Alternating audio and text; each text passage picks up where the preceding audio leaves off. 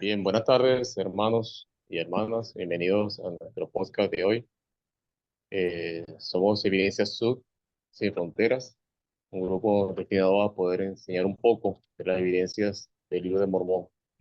Y tenemos varios amigos aliados que nos están ayudando a poder entonces expandir un poquito más sobre este conocimiento. Esto que compartimos no es oficial de la iglesia, son investigaciones que han hecho hermanos con mucho ahínco para poder entonces exponer algunos detalles que han conseguido que se relacionan con el libro de Mormón. Tenemos un invitado especial hoy, que es el hermano Juan Carlos Plata Borrón de Uruguay. ¿Cómo está, hermano Plata? Buenas noches, buenas tardes. Estamos muy bien. Acá con un poco de frío acá en el sur, pero muy contento de poder hacer esta charla, ¿no? Ok, excelente. Bueno, igualmente también bienvenidos todos los que hasta ahora se están uniendo. Esto va a estar luego en nuestro canal de Evidencia Sub por YouTube, en nuestro canal, y podremos verlo entonces editado. Bienvenidos todos entonces, y también los que van a empezar a sumarse. Les pedimos ahora entonces que sus audios y sus cámaras puedan estar apagadas para que entonces nos podamos concentrar. Bueno, también podrían estar activadas las cámaras en todo caso, pero los audios para evitar entonces cualquier interrupción. Y, y bueno, algo que nos une hoy es el libro de Mormón. Si no tuviéramos el libro de Mormón, creo que difícilmente estaríamos todos juntos hoy, ¿cierto? Nos une entonces este conocimiento de este libro. Gracias al profeta José Smith que hizo su trabajo de traducirlo, gracias al don del Espíritu Santo y bueno, todo lo que él y otras personas hicieron para que este evangelio lo tengamos hoy y tengamos la oportunidad de tener el libro de Mormón. Y bueno, podemos desarrollar un testimonio en este libro.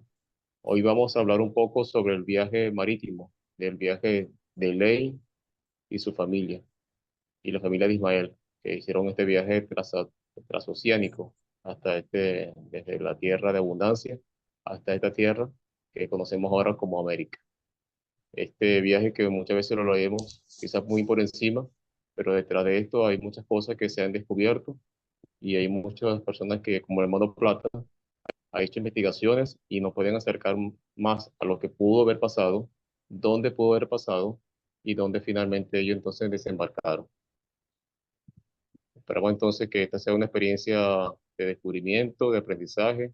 Algunos ya han escuchado esto porque la Escuela Suramericanista, de lo cual el hermano Plata pertenece, que también está en Facebook, invitamos a todos que puedan unirse a esta maravillosa escuela en Facebook. Podamos entonces, yo sé que muchos lo han visto, esta programación, estas investigaciones, pero hoy vamos a intentar volver a repasar algunas de estas cosas y algunos que no lo conocen, bueno, podrán maravillarse con lo que se ha podido descubrir. Bueno, hermano Plata, gracias. Gracias por los minutos que nos va a poder compartir hoy para aprender un poquito más sobre este maravilloso viaje.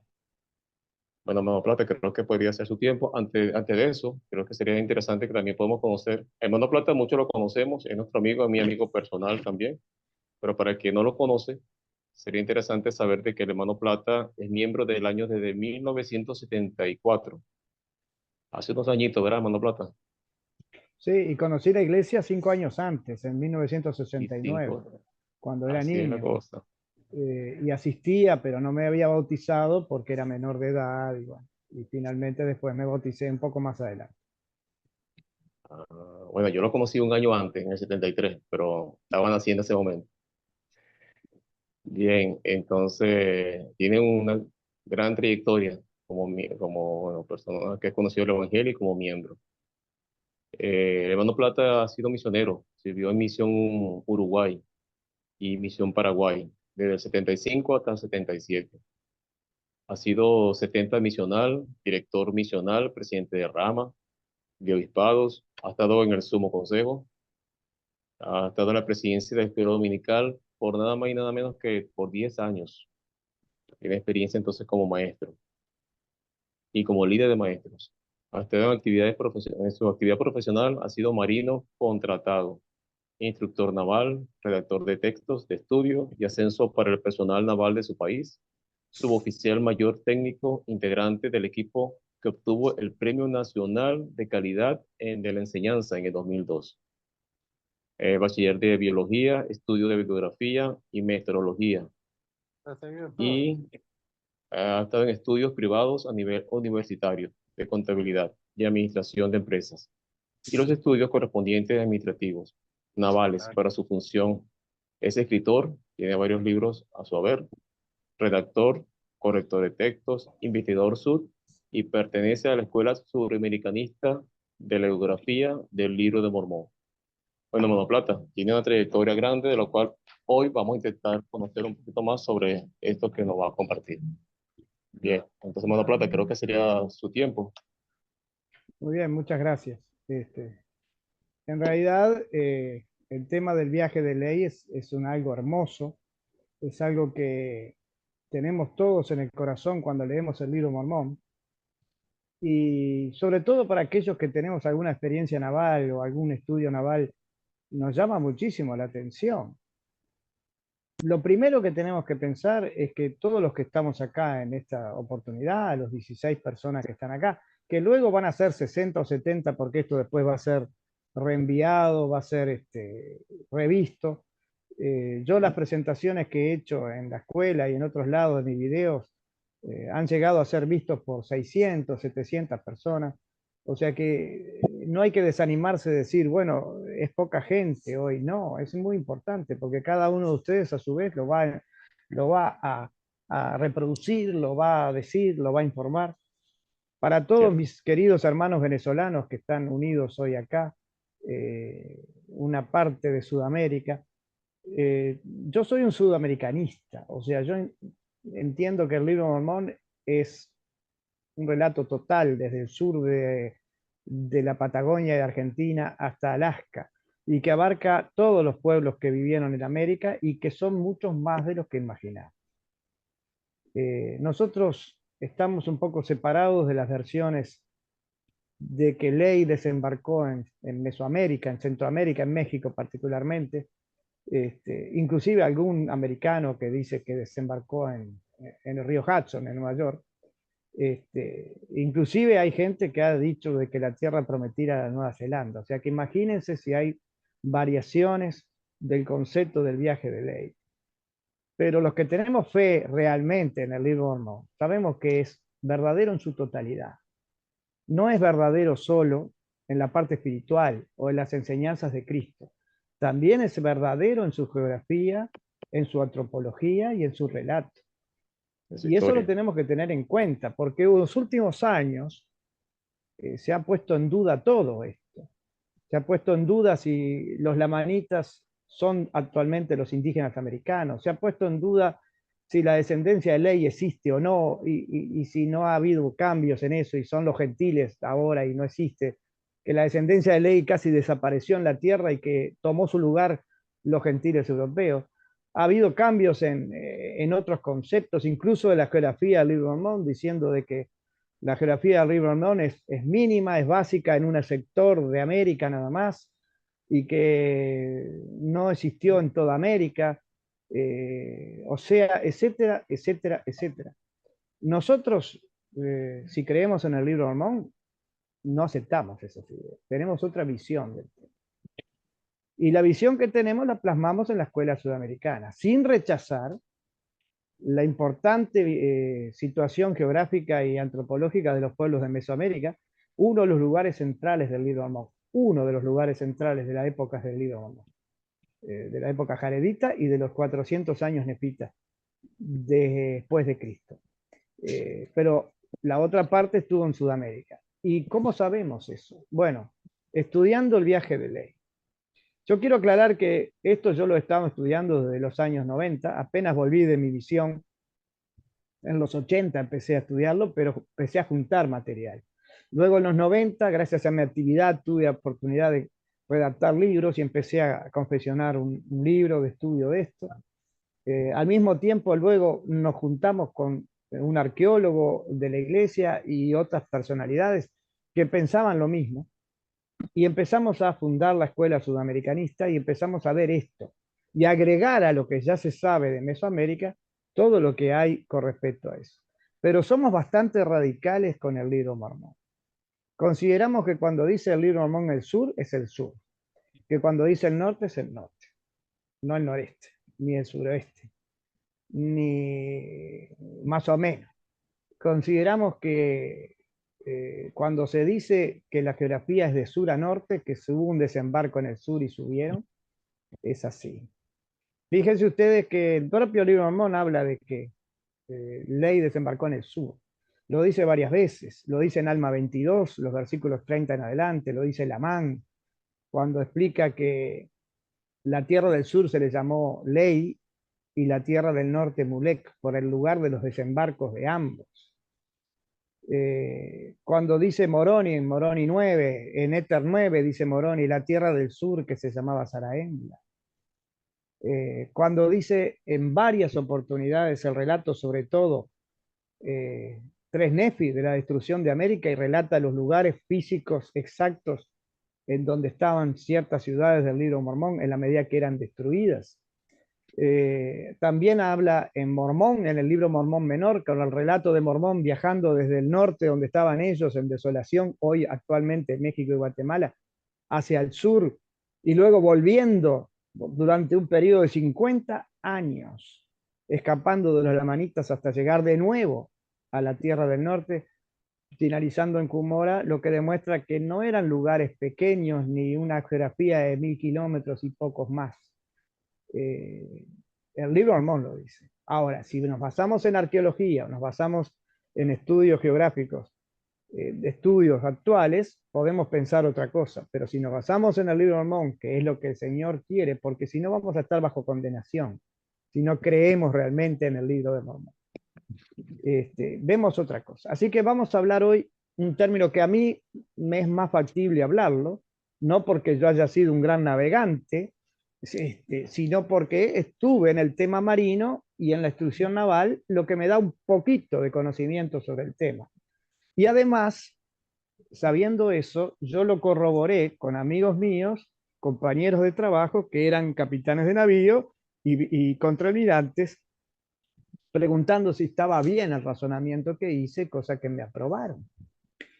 Y vamos a hablar de un viaje que parece milagroso, y fue, y que no dice el detalle de cómo fue, pero que asombra que un barco casero, obviamente de madera, sin propulsión propia, no tenía motor,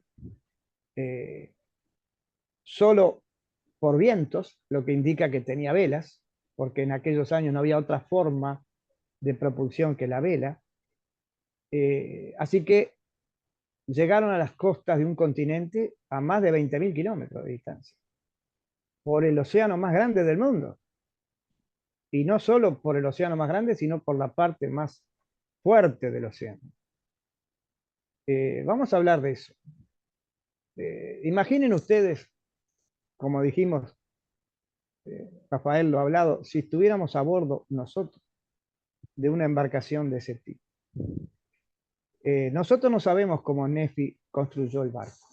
El relato del libro de Mormón dice que fue una construcción guiada por el Señor. Recibió inspiración y revelación para construir el barco.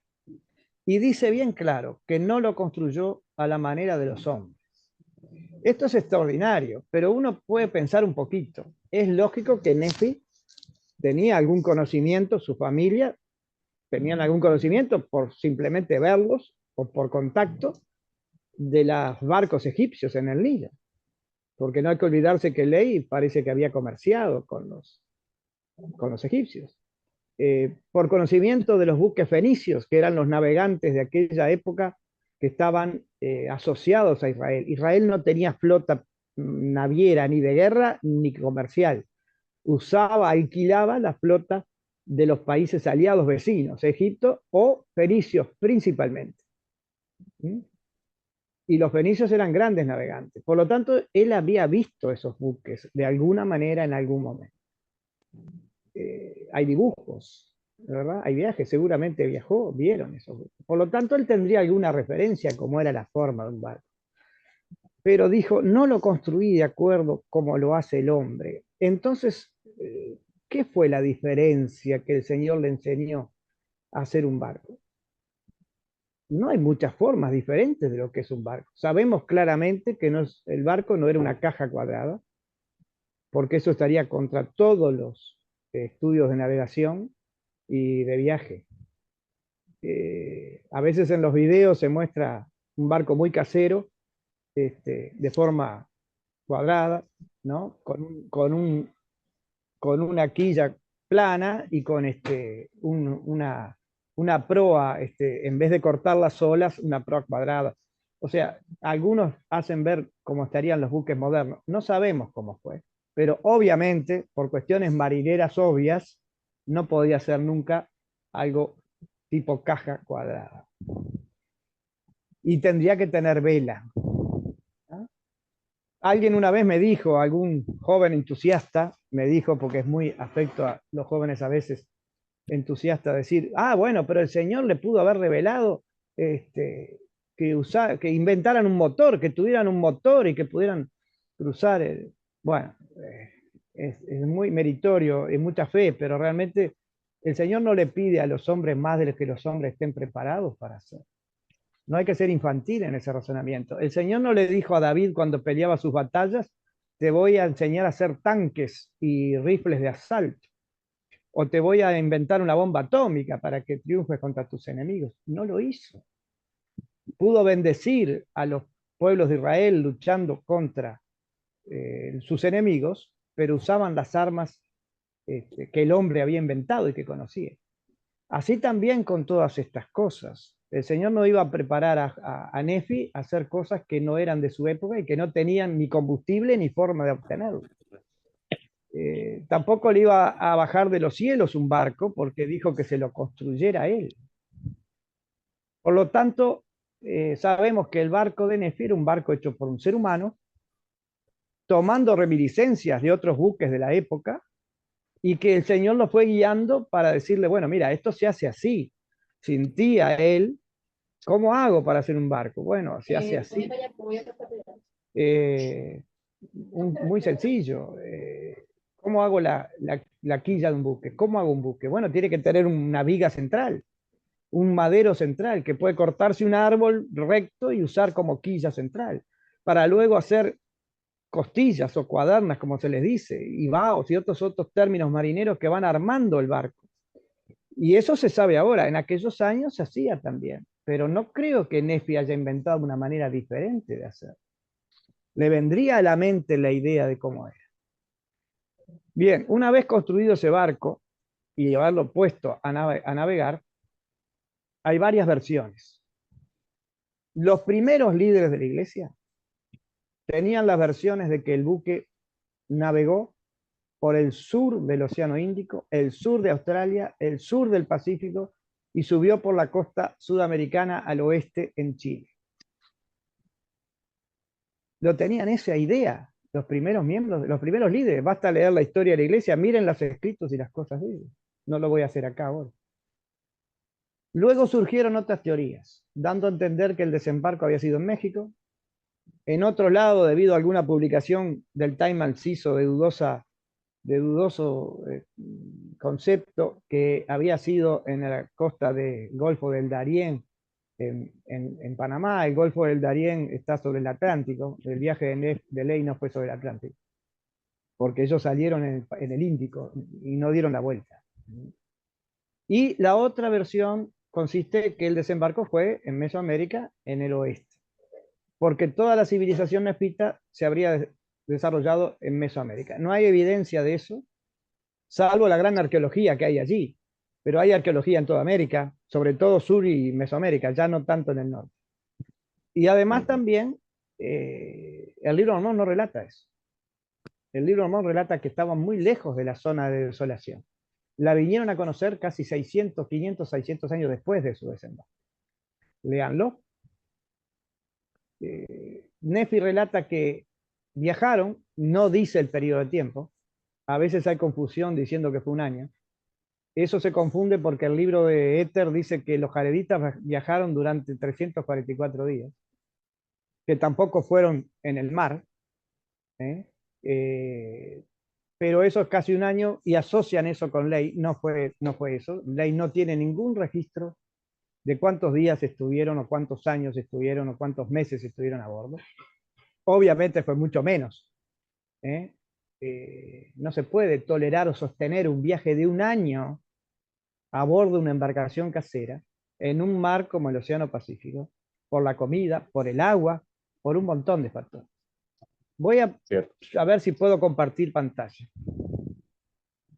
Veremos ahora qué puedo hacer. Perdonen el problema de la tecnología. A ver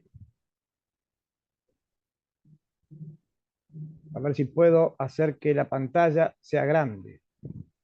¿La ven bien ahí? Bueno, ¿Se ve? aún no se ve. No se ve aún, creo.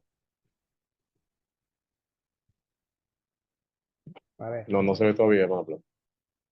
vamos a ver, vamos a ver.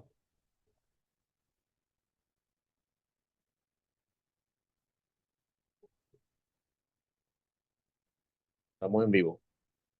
Sí, sí, estoy probando, estoy probando, estoy probando, estoy probando. Ujú.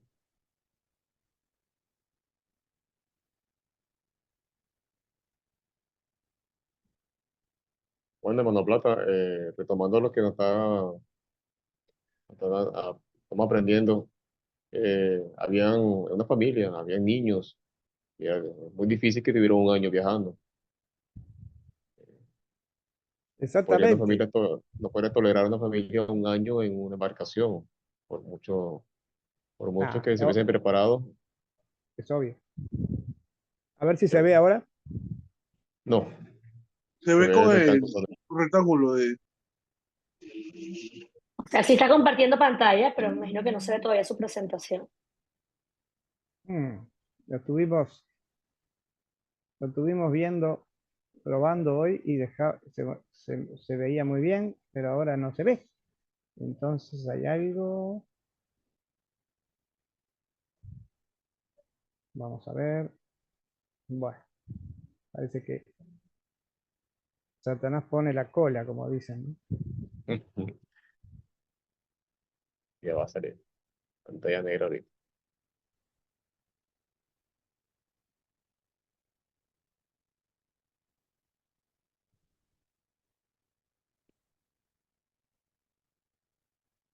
A ver ahora.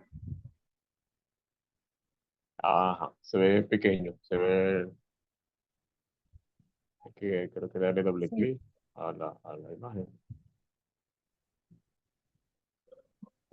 Ahora se ve, pero tiene que ponerle como puso antes de pantalla completa.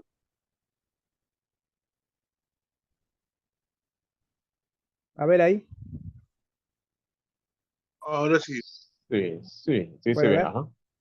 Bueno, buque griego. espero que no tenga este problema con cada diapositiva porque hay unas cuantas.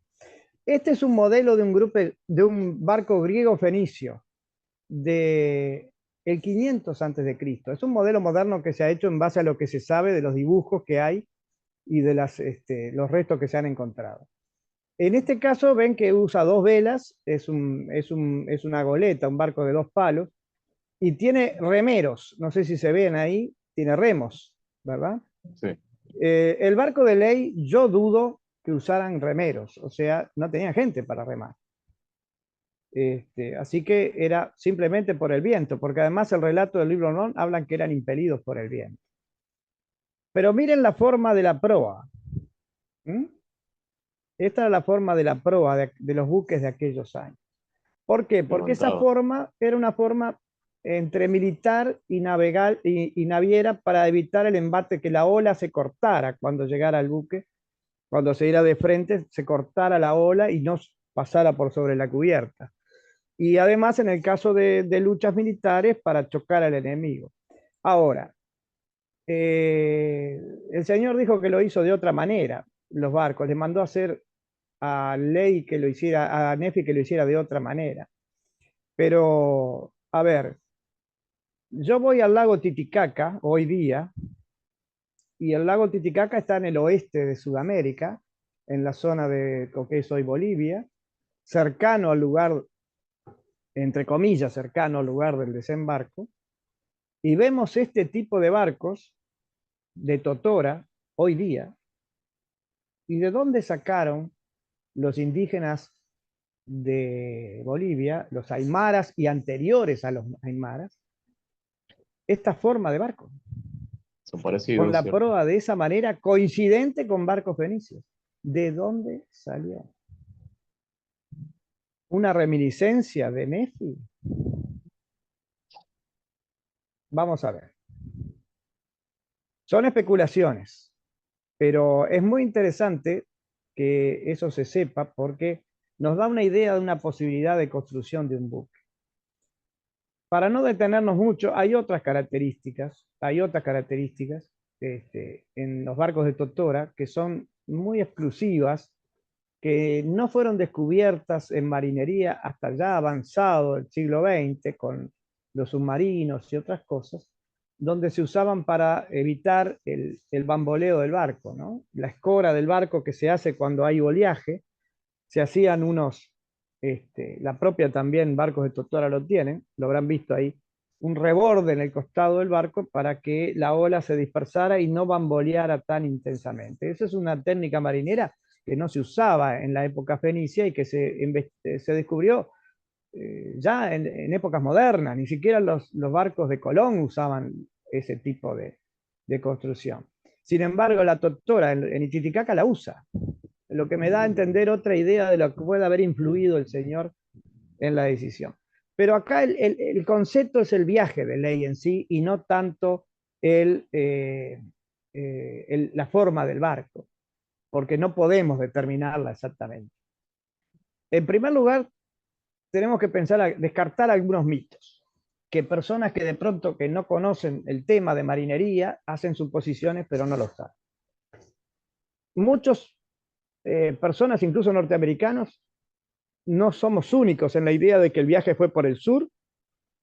Lo han dicho varias personas, hay blogs por ahí, hay otras personas, hay personas americanas, sudamericanistas que lo consideran así. O sea que no es exclusivo de la escuela sudamericana, pero sí le podemos nosotros, con nuestro conocimiento, dar más detalle al tema y fortificar más la idea. El viaje, el barco de ley no estuvo hecho como un barco para hacer comercio, para fondear en las islas del Pacífico. No fue hecho para, como dicen, porque se pudieron haber realimentado y haber juntado algunas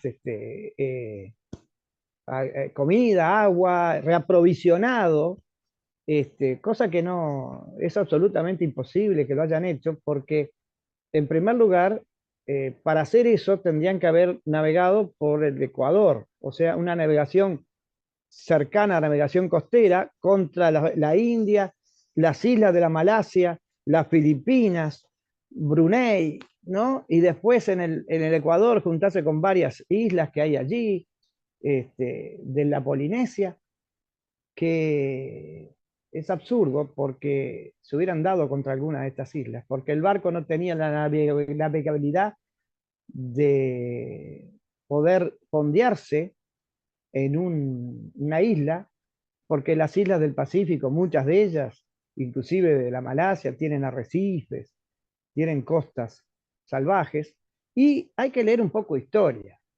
En aquellos años, en el 600 antes de Cristo, ¿no? Y hasta el 500, 400 antes de Cristo, ya había pueblos chinos y malayos, ya había pueblos de Indonesia. Y saben una cosa, los chinos dan los registros, hindúes también, de que había enormidad de piratas indonesios.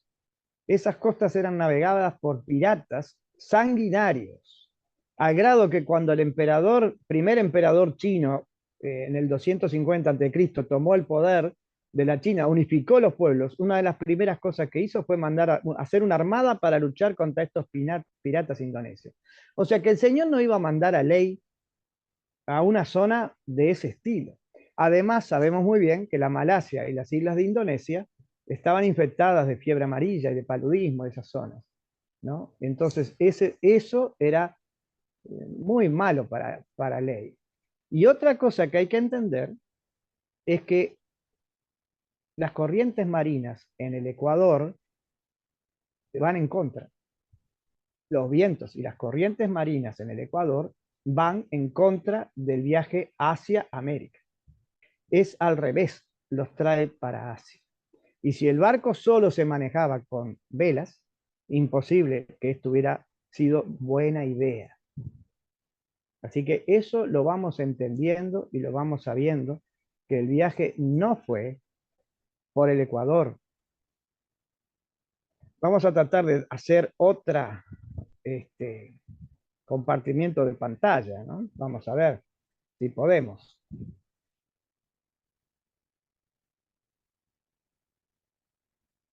Es muy interesante, Monoplata, porque verdad que la historia nos ayuda a poder tener una idea quizás más integral de lo que pasó y lo que también se pudo evitar.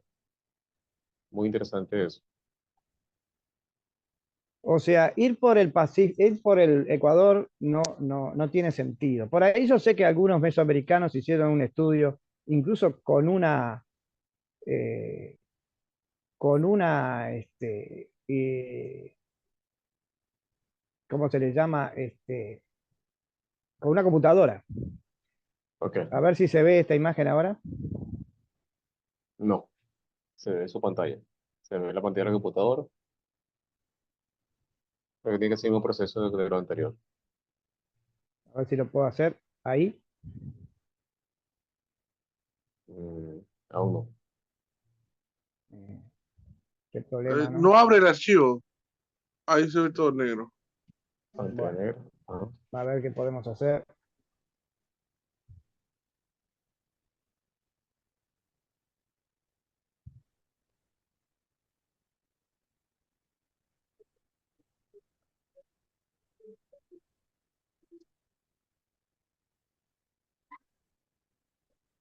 Ahora.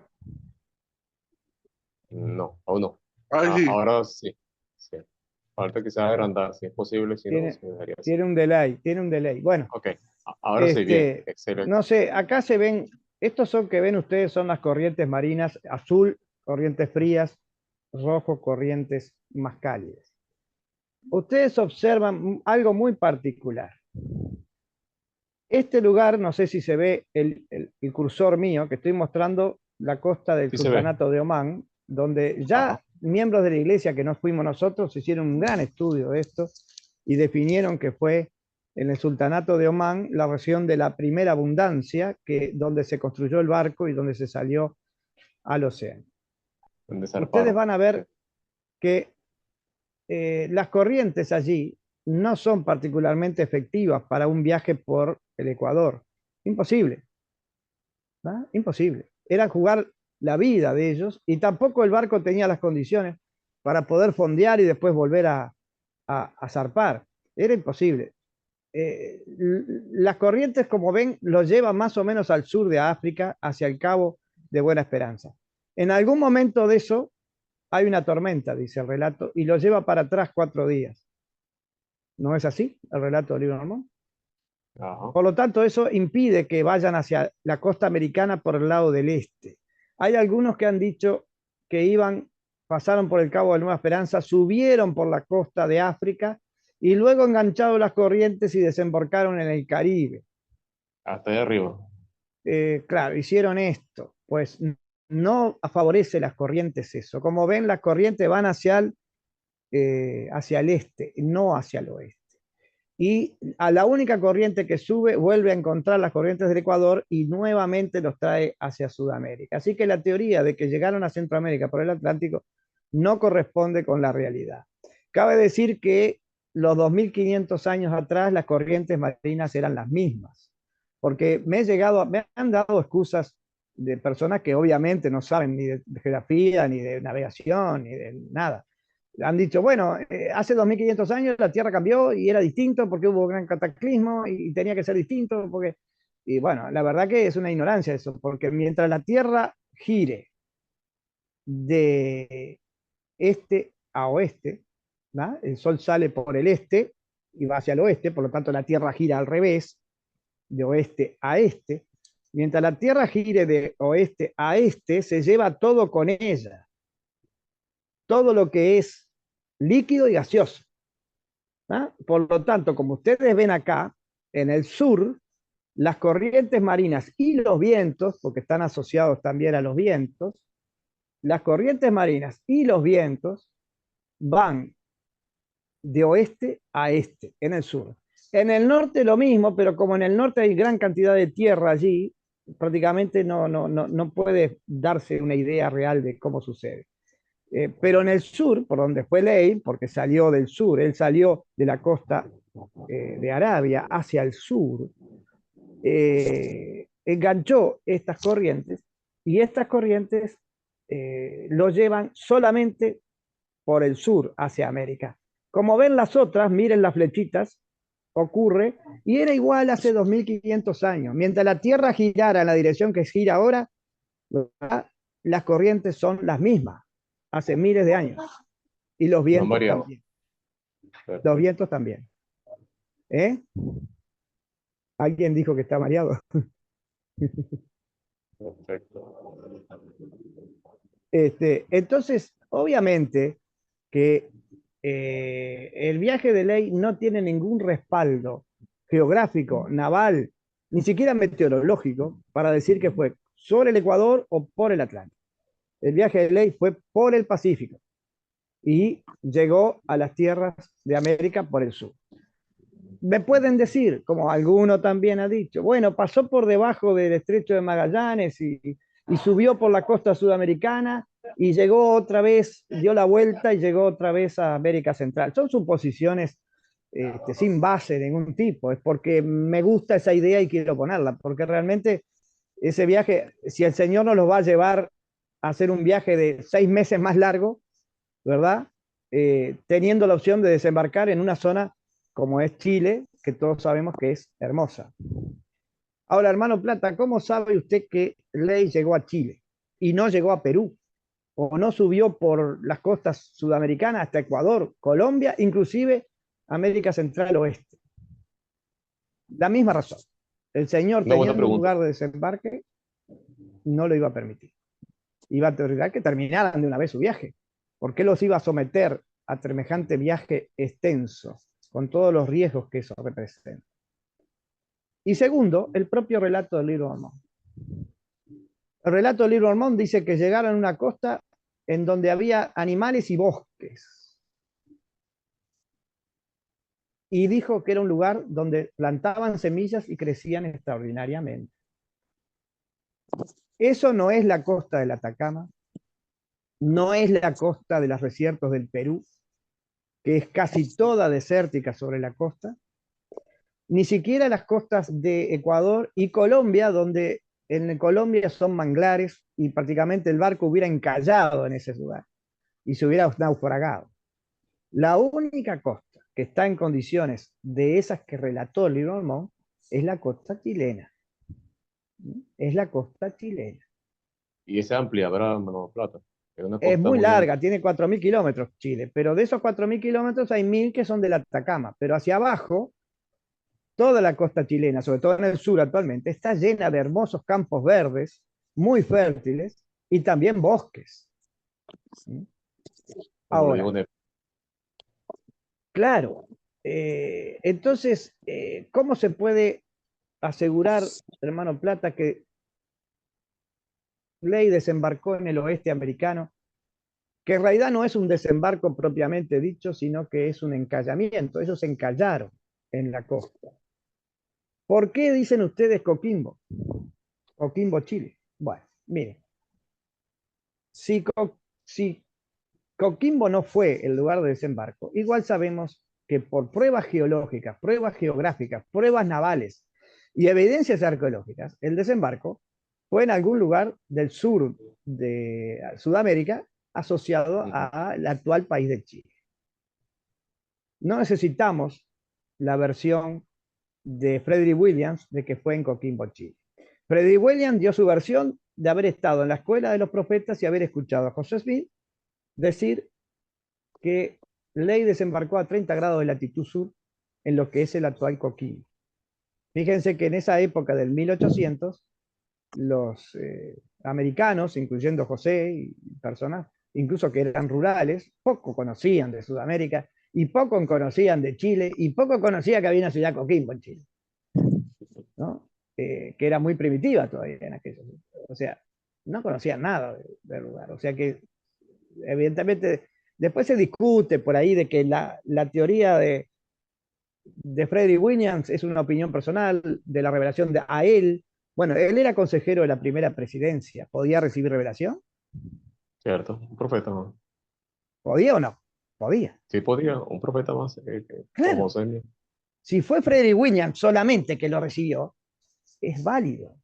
Pero él dijo que lo había escuchado de José Smith. Bueno, y no era solo Frederick Williams, hubo varios de aquella, casi los primeros apóstoles de los primeros tiempos de la iglesia, Orson Hyde, Orson Pratt, Padre Pratt, dijeron por muchos años, y llegó hasta los principios del 1900, que Ley viajó por el sur del océano, por el sur de Australia, donde no había ningún obstáculo y las corrientes eran muy fuertes para ir rápido, aunque eran frías, y que llegaron a las costas de Chile.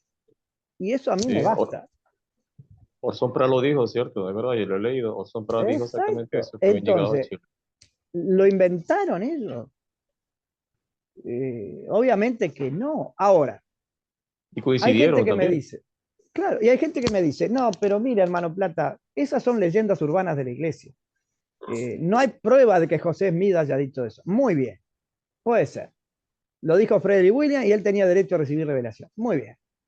Pero vamos a suponer que es una leyenda urbana. El Podría profeta pasar. José Smith dijo que encontró en los Estados Unidos un esqueleto y dijo que era un lamanita blanco que había peleado llamado Onandagus o algo así, y otro llamado Así. Seth que habían peleado la batalla, ¿verdad? Y que ahora Ujú. estaba 1000 años y pico después, el esqueleto entero ahí en la costa de un río sin haber sido enterrado, y todo el mundo lo da por válido. Porque dicen, bueno, pero el que relató la historia no fue José Smith, fue uno de los que estaban con José Smith allí. Que lo Uno de escuchó los de que lo segunda mano. acompañaron en aquel La famoso presión. La gira presión. militar. Exacto. Ujú. Y dijeron, José Smith dijo esto. No está escrito en ningún lado que lo dijo José Smith. Está escrito, está como tradición oral o escrita de testigos que dijeron que escucharon. Y eso se cree y eso se acepta. Y de los libros también. La Exacto. historia de Como la se iglesia. aceptan mucho. Y Como se fútbol. acepta lo de David Patton que vio un pie grande y dijo que era Caín. Y se acepta. Ah, cierto. Son leyendas, pero se aceptan. Pero la de Frederick Williams que desembarcó en Coquimbo, no. Es una suposición de Frederick Williams. Bueno, mi amor, era integrante de la primera presidencia de la iglesia. Por lo tanto, si recibió esa revelación, tiene todo el derecho de haberla recibido, porque él preguntó por eso, ¿no? Así que por ahí ya estamos así. Ahora, si no fue Coquimbo, vamos a ver que estaba en error, que no fue Coquimbo, entonces fue cualquier otro lugar de Chile donde hubiera bosques y donde hubiera animales y donde las semillas crecieran extraordinariamente. Del Atacama hacia el norte, ningún lugar de Sudamérica era así. Entonces, el viaje de Ley tiene una total comprobación y evidencias por estos lados. Hay evidencia arqueológica también. O sea que también existe evidencia arqueológica para eso. Porque me van a decir, bueno, si Ley desembarcó en Chile, entonces tiene que haber evidencia arqueológica de eso. Exacto. Como la tiene que haber también en América del Norte y Mesoamérica. Cierto. Nefi dijo que vivió con sus hermanos un tiempo, luego se separó. Cuando muere Ley, se separan, saben del peligro que viven, viajan hacia el norte, dice, por un desierto. Entonces ahí se confirma que el lugar donde estaba al sur del desierto, que puede ser el Atacama, desiertos del Perú, Atacama. Y que viajan por varios días, varias situaciones, hasta que se asientan en un lugar y Nefi edifica un templo. Un templo hebreo, el modelo del templo de Salomón. ¿Dónde hay en Mesoamérica una arqueología de un resto de un modelo del templo de Salomón hebreo? Hay pirámides. Hay una maravillosa arqueología en el norte, pero no un templo hebreo, en ningún lugar. Ni tampoco en Perú, ni tampoco en Ecuador. Solo en la zona de hoy, Tiahuanaco, en Bolivia, donde está cercana a la zona donde Nefi escapó con sus hermanos. Ahora, sin extendernos más, ¿hay también arqueología del lado chileno, del lado argentino, en la zona de Coquimbo? Sí, está lleno de arqueología, de poblaciones muy antiguas allí, más rudimentarias, más primitivas, pero hay, ¿tá? Hay. Lo que indica de esa edad también, lo que indica que esas poblaciones existieron. No solo incas que llegaron al sur, sino previos a los incas. Y los lamanitas actuales extendidos por toda esa zona. Con esto creo haber terminado la cosa básica del viaje de Ley. Ahora, obvio, los hermanos van a tener preguntas y van a querer detallar un poquito más el tema. Yo lo que puedo decir es que yo sé que el libro de Mormón es verdadero. Y que sé plenamente, tengo totalmente fe y aceptación de que lo que dice el libro de Mormón es verdadero en todo. Porque hay evidencias para ello. Y que esto del viaje de Ley, a pesar de lo milagroso que puede haber sido, que no duró un año, duró meses, hay otras evidencias para eso, pero no las voy a extender acá porque es muy largo, pero sí puedo afirmar de que no existe otra evidencia seria de estudio, de comprobar de que el viaje de Ley fue por otro lado que por el sur de Australia y el Océano Pacífico y desembarcó en las costas de Chile, ¿tá? Lo que es hoy Chile. Una de las cosas más malas que tiene en este momento tenemos los miembros de la iglesia es que somos nacionalistas.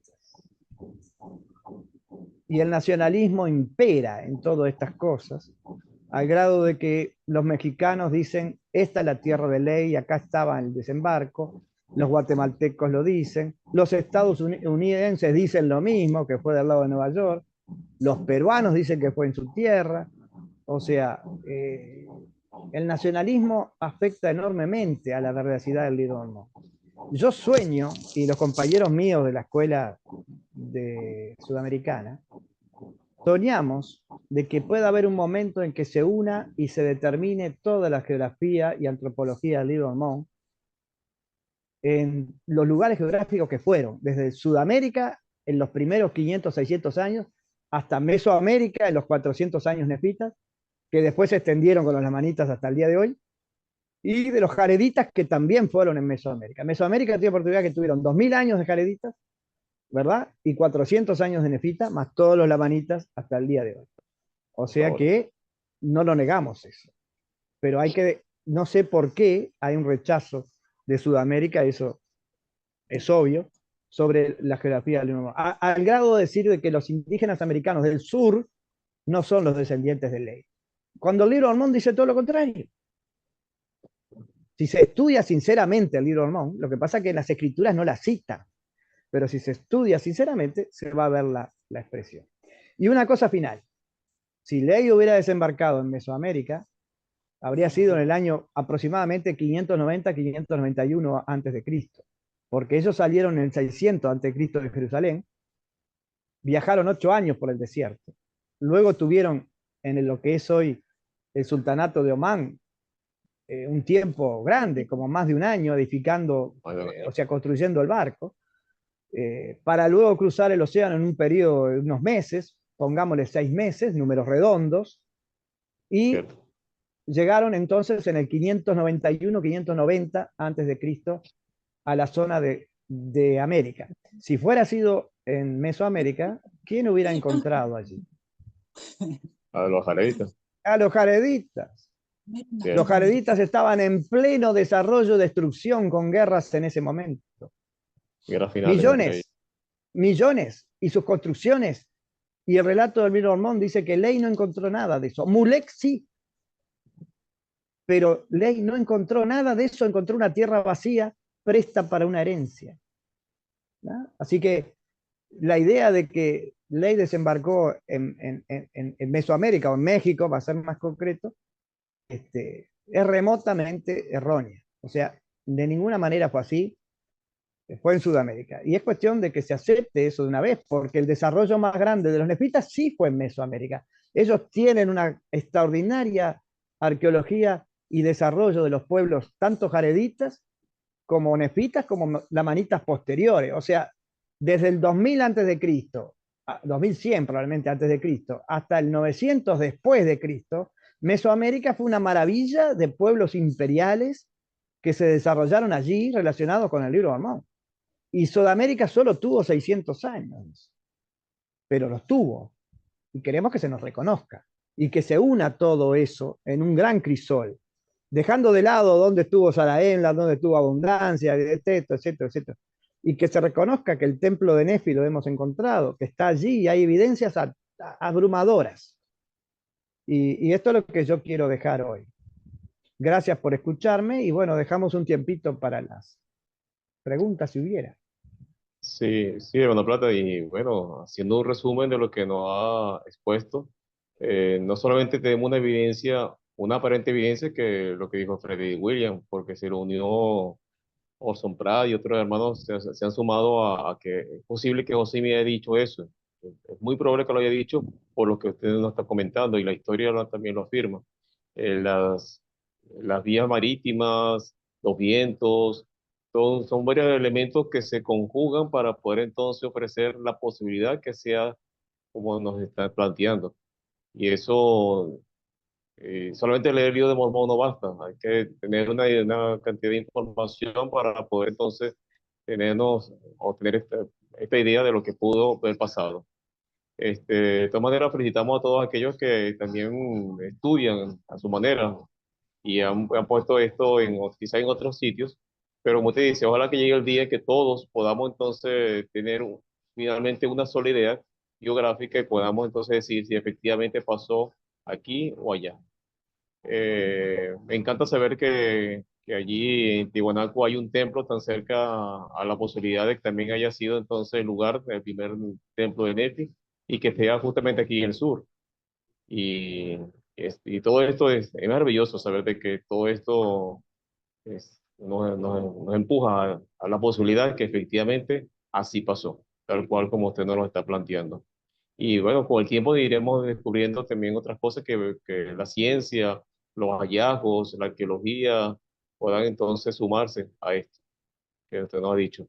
Hermano Plata, bueno, hay unas cuantas preguntas que nos han llegado, que tenemos acá, y si nos puede dar una respuesta o una posible respuesta breve de estas. Por ejemplo, tenemos una que nos dice que por qué es importante saber detalles del viaje de Ley y la geografía del río de Borbón si no es esencial para nuestra salvación. Esto es un clásico, muchas veces he escuchado esto, lo hemos oído. Sí, es verdad, abunda eso. Mira, miren, en los países donde no abunda la ascendencia lamanita o indígena, no le interesa mucho esto. En los países del Pacífico, de los andinos, México, son más interesados porque obviamente son sus antepasados. En los países como Argentina, Uruguay, partes de Brasil, Norteamérica, no hay tanto interés, pero en primer lugar, ¿qué es esencial para la salvación? Siempre doy el caso de que yo conocí a un hermano del Paraguay que se había inactivado de la iglesia y de casualidad él vio nuestros videos y me llama a mí personalmente, ubica mi teléfono y me manda un mensaje de texto y me dice, hermano Plata, mire, yo me llamo fulano de tal, soy de Paraguay. Quiero decirle que vi sus videos y yo estaba totalmente inactivo en la iglesia, había perdido la fe en el libro mormón y consideraba que era una gran mentira, un mito.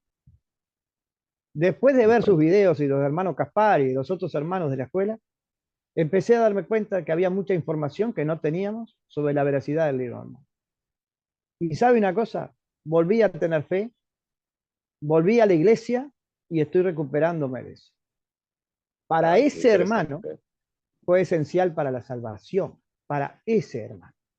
Ese fue el gancho que nuevamente lo ayudó a darse cuenta de que estaba abandonando lo que era verdad, Mire si será ciertamente. contradictorio, Rafael y hermanos, que a veces uno dice, voy a invitar a un joven, a una jovencita a hacer deporte en la capilla.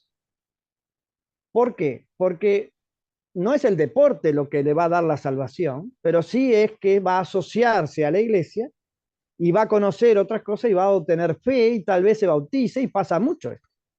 Y por amistad, por unión, por hermanamiento, terminan aceptando la iglesia y bautizándose. Para esa hermanita, el hacer deporte en la capilla fue esencial para la salvación. Pero fue el gancho, Entonces, efectivamente. yo acepto lo que los líderes nos dicen, o algunos hermanos nos dicen, eh, diciendo que no es esencial para la salvación de ellos, porque cada uno no puede decir que es esencial para la mía.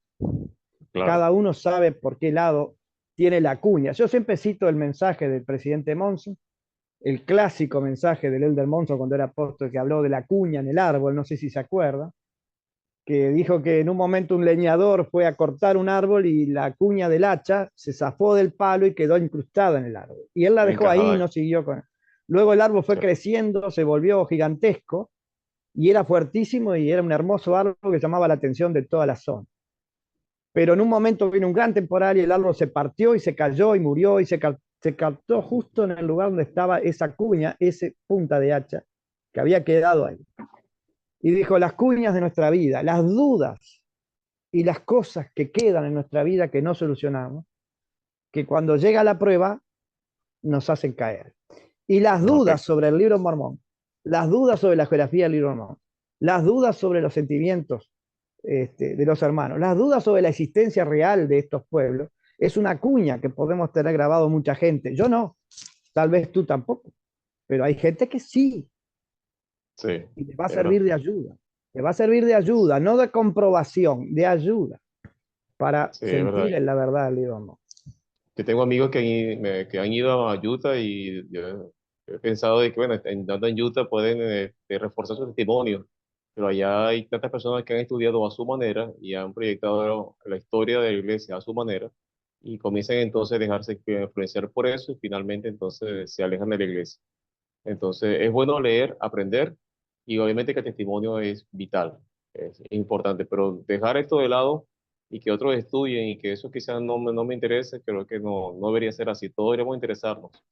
A mí me interesa mucho la historia de Simón Bolívar porque vivo en Venezuela, pero ¿por qué no me puede interesar la historia del Lío de Mormón? Porque también es mi historia, es mi tierra, es los relatos donde yo estoy pisando, es el relato de mi iglesia, de ahí se basa también mi testimonio. Entonces, saber la historia de estas personas que vivieron también, como Nefi, Lamán, Lemuel y todos estos personajes, son personajes reales. Y mi testimonio también está basado en lo que ellos hicieron, porque si ellos no hicieron eso, el libro es falso. Entonces, son personas realmente que vivieron ahí y están fuerte del relato y necesitamos entonces aprender también de ellos. Y todo lo que tiene que ver con ellos también es importante. Otra pregunta nos dice que el viaje de Ley duró un año. Bueno, creo que ya no respondió sobre eso. No Sí, pudo haber sí, durado no, un año, no, ¿cierto? no es posible que haya durado un año, no dice cuánto. Incluso se puede hacer un cálculo, cuánto puede navegar a velocidad un barco de ese estilo solo con una vela, basado en vientos, que son constantes, porque los vientos en el sur del planeta son constantes, de oeste a este, mientras que en el norte, en el Ecuador y en otras zonas son inconstantes, cambian, por lo tanto el viaje tiene que haber sido por el sur, pero se puede determinar, se ha hecho determinar que a la velocidad que podía ir un buque de estos, casero, con todas las limitantes que pudiera haber, puede ser 3.000 kilómetros por mes. Lo Por que mes. hace es Ok. 6, 7 meses, no más de eso.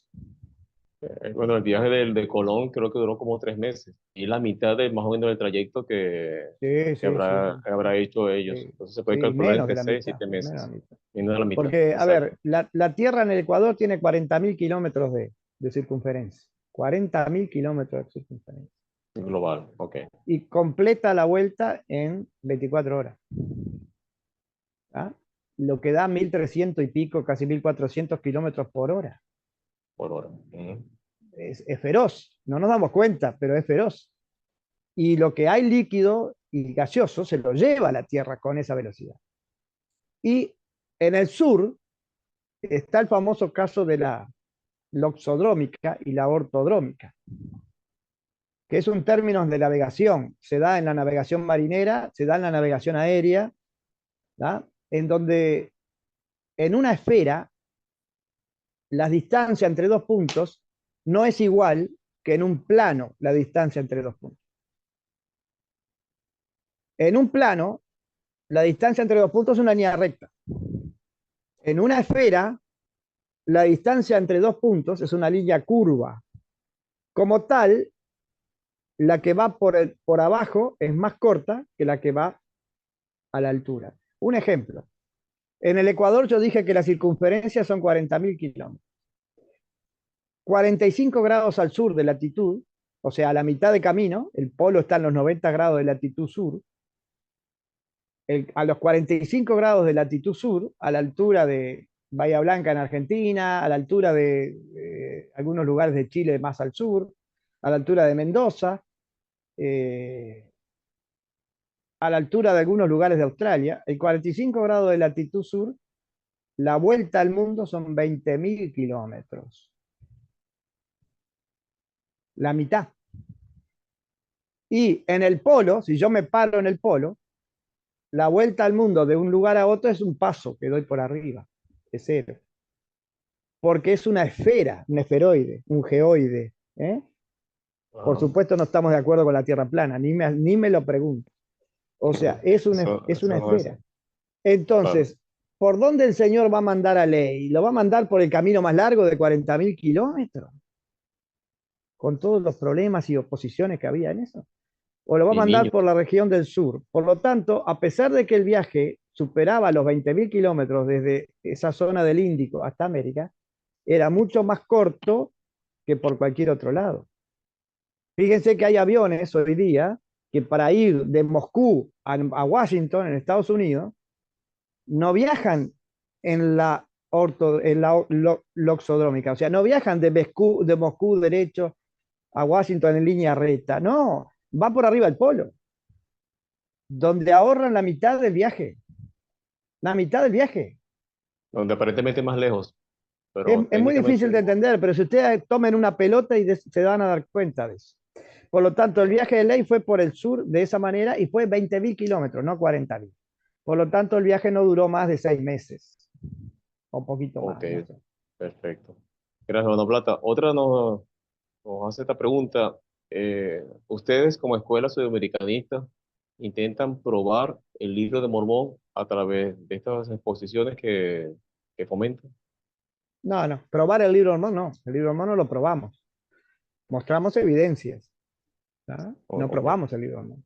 Hay una cosa que es una acusación que he recibido muchas veces, ¿no? De que cuidado, porque se van a inactivar, porque son apóstatas, porque están hablando de pruebas, el libro Mormón no es por pruebas. Bueno, la Biblia, ¿sabemos su geografía? Sí, la Ujú. Biblia. ¿Sabemos dónde está Egipto? Sí. ¿Sabemos dónde está Jerusalén? Sí. Sí.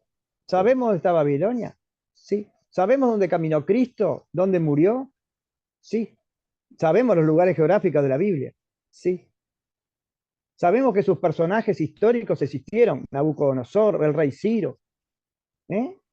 Por fuera de Jerusalén, está incluso el rey Herodes, todos lo sabemos que existieron, hay pruebas geológicas, pruebas físicas, evidencias arqueológicas. ¿Eso es probar la Biblia? No, es una confirmación de lo que ya creen. Son evidencias básicas. Si yo le digo a un niño de la primaria, tienes que creer en el libro Mormón, es verdadero. Bueno, ¿y dónde fue esto? En América. Ah, ¿y qué parte de América? No sabemos. Ujú. Pero no sabemos. Sabemos que fue en algún lugar y no se sabe más nada. Hasta Entonces ahí. va a decir, pero papá, en la Biblia dice esto, aquello, lo otro. Claro, Sí, porque ahí sí sabes. si no sería un de quién- mito, si no Cierto. sería un mito, la Tierra Media del Señor de los Anillos, no sabemos dónde fue. Es necesario asociar eso, no son pruebas del libro Mormón, son lógicas evidencias y confirmaciones. ¿No? Por ejemplo, de Moisés no hay ningún registro, ni en Egipto ni en Israel, del nombre de Moisés y de las cosas de Moisés. Está la ley, está la Torá, está todo eso, está la historia, pero no hay registro del viaje arqueológico del viaje de los judíos por el desierto, no hay registro de nada. Ni siquiera de David había registro, recién ahora se ha encontrado algo, de que Como hubiera que si nunca existido, existieron. Como que si nunca hubiese existido. como si nunca hubiera existido. La gente lo creía por fe, pero ahora en los últimos tiempos ha empezado ya con mejores técnicas de arqueología, empezaron a surgir evidencias. Y los judíos están locos de la vida, haber encontrado registros de la existencia de David, de la ciudad de David, de esas cosas arqueológicas. Hasta de la Pero ya lo batalla, ahora creían. hace poco, la batalla de que el ángel mató 185.000 sirios, el lugar Y de la pero ya lo batalla. creían. Y ya lo Claro, creían. y la gente Sí, lo creía, y no por eso sí, vamos a decir, los judíos quieren probar la Biblia. No, sí. es una lógica curiosidad humana por encontrar la confirmación de lo que pasó. Sí, el viaje, el paso del Mar Rojo, para muchos quizás ha sido un mito, pero últimamente han conseguido ruedas de carretas allí y hundidas y da la impresión de que de dónde pudo haber salido y da la impresión de que efectivamente así pasó. Bueno, de todas maneras también esto nos responde a esta pregunta. ¿Es verdaderamente importante conocer estos detalles? Creo que la Bueno, respuesta es obvia, ¿no?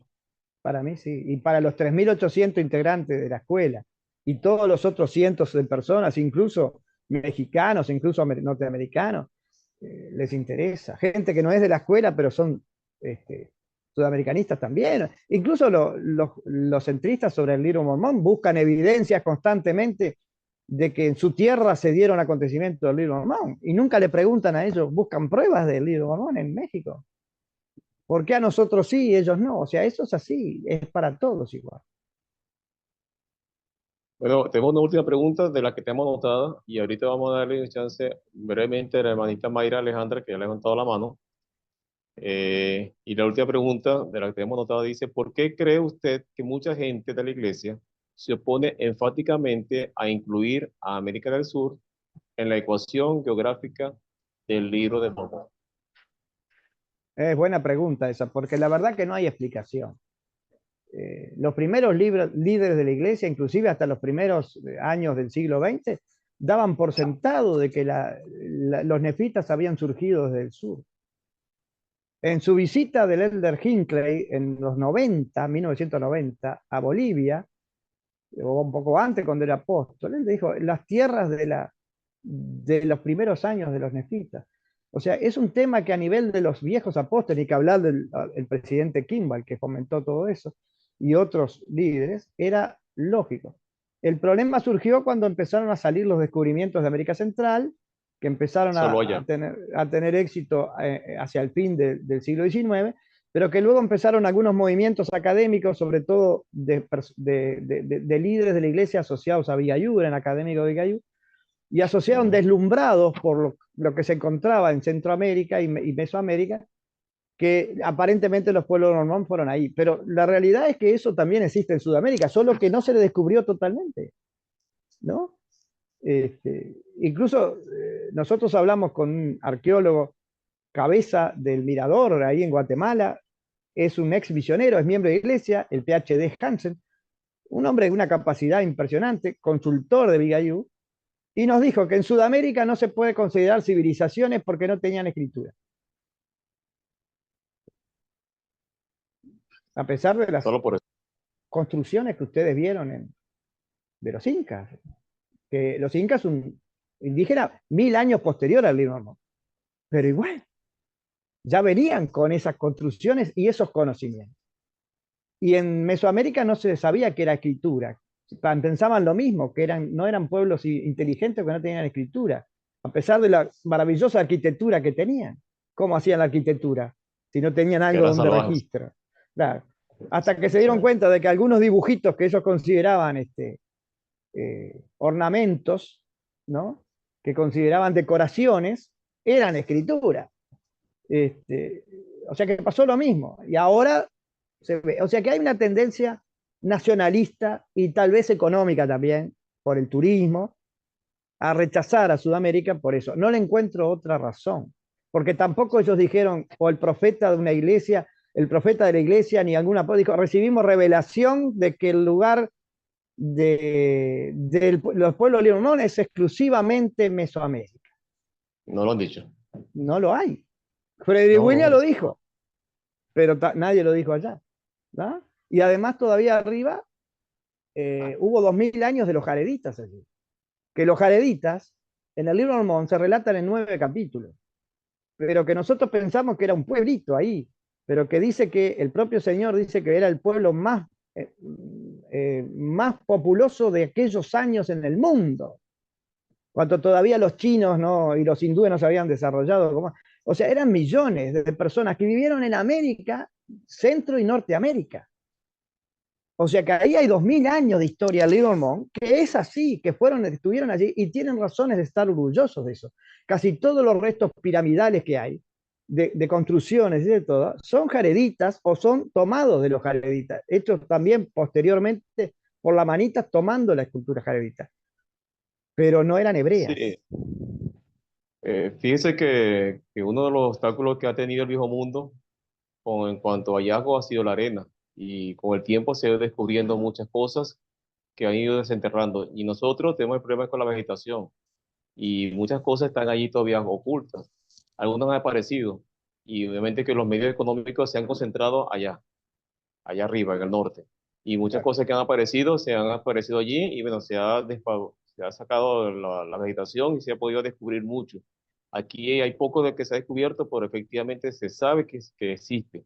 Y ahora con los nuevos sistemas satelitales se han descubierto miles y miles de edificaciones que demuestran que también estamos ricos de arqueología allí oculta, esperando que algún día algún medio económico también llegue hasta acá y puedan haber entonces eh, deforestar y poder saber qué es lo que oculta allí, qué es lo que está allí y se pueda sumar a lo que ya se ha descubierto. Y gracias a que la Escuela Submaricanista ha hecho esfuerzos para poder demostrarte que de lo poco que se ha encontrado tiene gran valor. Y lo que se encontró en Tiwanaku y lo que nos ha también ayudado a poder descubrir esto, el hermano Gaspari, pues demuestra de que esto es importante saberlo y que las medidas son muy precisas, la historia es muy convincente y que todo se suma para poder pensar de que nuestra vista no puede estar concentrada en el norte como tantos años se hemos visto y que aquí en el sur hay riquezas listas para poder ser descubiertas y muchas han sido descubiertas. Y yo, verdad que el esfuerzo que ustedes hacen y muchos otros tiene un gran valor. Creo que deberíamos darle valor a eso. Mínimo deberíamos es ver videos, leer los libros que ustedes han escrito y poder entonces sumarlo a lo que ya conocemos del libro. Leer el libro de Mormón y también ver estudios especializados que se suman a todo esto. Ahora vamos a Bueno, darle el tiempo a Mayra, pobre que hace rato quiere hablar, pero Mayra, lo último que voy a decir es que nosotros no recibimos dinero en la escuela. No recibimos dinero, no cobramos cuota social y no hemos recibido dinero de nadie para la escuela, de nuestros propios gastos. Por lo tanto, nadie nos puede decir que tenemos un interés económico en sacar a luz estas cosas. cierto. El doctor Caspari, que es arqueólogo, ha hecho un trabajo impresionante para justificar esa creencia de que el templo de Nefi está en Tiahuanaco. No voy a extenderme en eso, él es el especialista, pero son abrumadoras las pruebas, hasta incluso de ritos religiosos de sacrificio de animales practicados hoy día allí, con estilo hebreo, de la forma hebreo de los sacrificios hebreos. Bueno, más allá de eso, él ha puesto todo de su bolsillo, nadie le ha pagado por eso. Ni siquiera con la venta de su libro ha recuperado el gasto que ha tenido durante más de 20 años de exploración. Y la ventaja que tengo yo particularmente, y mis amigos de la escuela que son de acá de Uruguay y de Argentina también, es que ahí no hay nacionalismo, porque en Uruguay y en Argentina casi no hay arqueología del libro de Mormón. Casi digo, porque algo hay. Argentina tiene más que nosotros, pero nosotros tenemos algo, pero es poco comparado con lo que es Mesoamérica y lo que es Perú, ¿no? Y incluso Bolivia también, y Ecuador, y Colombia. Venezuela también, pero está oculto ¿Por qué bajo la Colombia tiene fauna. más arqueología que Venezuela si están al lado? Es por una cuestión de inversión económica, Cierto. ¿ah? De inversión económica. Pero nosotros, los que somos del Río de la Plata, no ganamos nada con esto. No tenemos nacionalismo. Y eso tal vez fue tal vez el Señor nos inspiró a un grupo de uruguayos ex misioneros a estudiar estas cosas. Yo tuve ventaja por mi actividad naval, pero en otros casos yo tengo compañeros, acá hay un hermano Puyol acá con nosotros, es misionero de mi época, que tenía claro de todas estas ideas, la tenía clara como si él hubiera sido un arqueólogo o un investigador. Lo único que le faltaba es que no tenía la profesionalidad para desarrollarlo, pero él la tenía clara y muchos ex compañeros míos de misión la tienen clara también, porque teníamos esa Sí, idea. ¿Por qué los uruguayos y no los peruanos y no los mexicanos? Porque tal vez el señor quería eso porque acá no había nacionalismo. Entonces tenemos sí, más libre el corazón para poder buscar la verdad del idioma. sí. A la final quienes ganan somos nosotros, porque ustedes estudian para poder nosotros tener conocimiento de lo que ustedes han podido descubrir. Y eso es importante, que nosotros también hacemos eso. Y también es obvio que, sin querer queriendo, están predicando el Evangelio y cayéndole la Por boca a supuesto. muchos antagonistas que intentan demostrar de que es falso. Ha Y habido gente que ustedes, ha pedido a los misioneros por escuchar. sí. También sabemos eso. Bueno, no sé si la hermana Mayra está todavía con la mano levantada o ya se cansó, su bracito. Mayra, ¿está allí? Hola, buenas tardes, sí estoy por aquí. Tuve que Hola, salir, estoy ando Mayrita. manejando, pero Ah, sí quiero participar. O sea, primero que todo, agradecerle, hermano, por su valioso tiempo, por compartir con nosotros la experiencia y sabiduría que tiene, que veo que es bastante y amplia. Y quizás corroborar o confirmar todo lo que usted ha dicho y sobre todo la primera pregunta que me llamó mucho la atención, cuando alguien preguntó, ¿esto es relevante o no para nuestra exaltación? Y realmente, como usted bien explicó, y Rafael también, no es para la exaltación, es para simplemente confirmar desde el punto de vista histórico que el libro de Mormón es cierto, que no es lo un que ya libro sacado de sabemos. la locura ni de la mente exacto de ningún hombre, loco o visionario, sino que es un libro real donde científicamente e históricamente lo comprueba que es así. Y a mí me encanta, sobre todo porque me gusta la historia y saber que de mi fe, obviamente, y sé que el libro de Mormón es verdadero, es real. Entonces no puede venir cualquier humano o cualquier otra persona y decirme que es un libro de mentira, porque hay bases históricas que lo confirman, como usted bien me explicó. Y de verdad que gracias porque me encantó, estuvo excelente esta presentación. De verdad que gracias por permitirnos poder aprender cada día más del libro de Mormón. Eso era todo, gracias. Gracias, Mayrita Ustedes, a ustedes que me permiten Montilla. extenderlo. Yo hasta el año, yo empecé a escribir estos libros y a estudiar esto en los años 90. Y hasta que no formamos con el hermano Caspari y otros hermanitos esta escuela en 2020, 2019 nos conocimos bien, hasta el 2020 no nos conocíamos con Caspari. Y él se asombró. Y él me dijo, no puedo creer que en un uruguayo allá del sur, sin arqueología indígena, supiera las cosas y viera las cosas casi igual que nosotros, ¿no? Y porque yo decía, en mi libro, describí sobre la historia de los pueblos del Libro del Mormón, decía que Tiahuanaco y la zona del altiplano boliviano tenía mucha similitud con los restos del Templo de Salomón, a pesar de que estaba destruido y eran piedras sueltas, porque Tiahuanaco no tenía la restauración que han tenido algunos lugares en Mesoamérica.